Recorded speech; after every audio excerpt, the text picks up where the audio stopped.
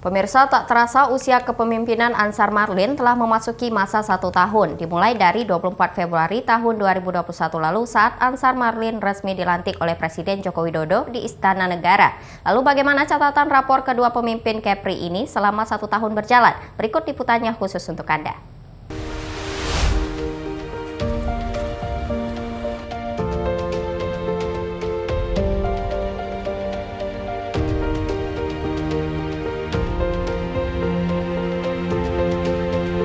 Beragam prestasi dan catatan penting selama 1 tahun pemerintahan Ansar Ahmad sebagai Gubernur Kepri bersama wakilnya Marlin Agustina.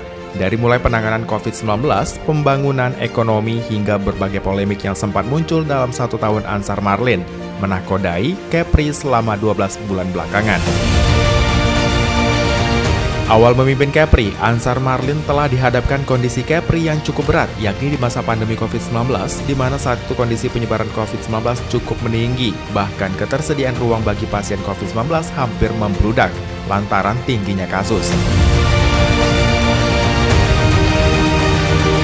Hal ini ditambah lagi dengan kondisi ekonomi yang semakin terjun bebas akibat PPKM level 4 di tiap daerah.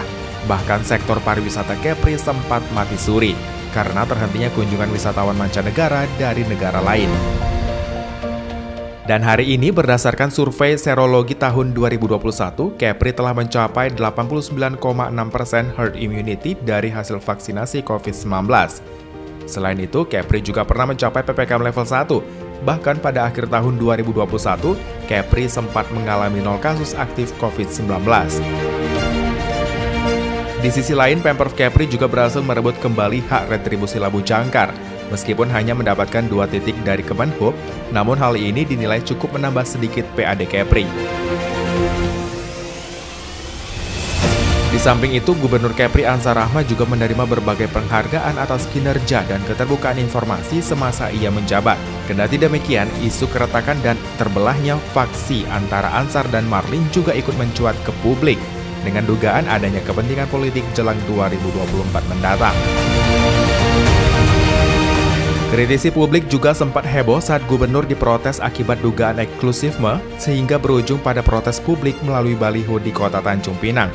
Dan sempena tahun pemerintahan Ansar Marlin ini, salah satu pengamat pemerintahan yakni Endri Sanopaka berpendapat bahwa masih banyak hal yang harus dibenahi oleh kedua pimpinan ini, terutama dalam hal penguatan struktur birokrasi. Tentunya diperlukan sebuah struktur birokrasi yang solid, yang kuat bagi membantu Ansar dan Marlin ya dalam menjalankan roda pemerintahan sampai dengan 2024 nantinya, karena masa kerja beliau kan tidak panjang, cuman sampai dengan 2024, sehingga memang target-target capaian pembangunan memang harus sesuai dengan koridornya, dan saya pikir ini sudah terdokumentasi dengan baik kan. Kita ada dokumen RPJMD 2021-2026 sehingga semua pihak harus dapat mendukung itu. Selain itu, para bawahan Ansar Marlin yakni pejabat DOPD harus bergerak cepat serta mendukung program kerja dan rencana yang telah disusun.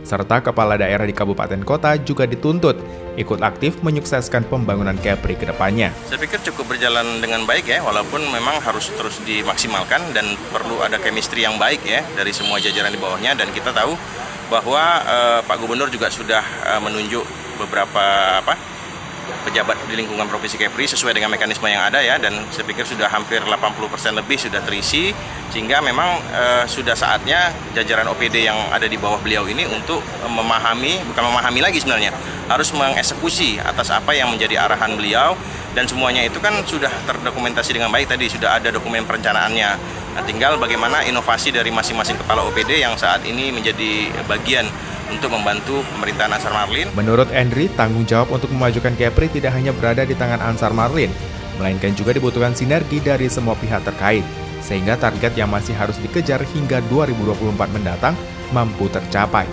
Muhammad Nazarullah, GoTV News melaporkan.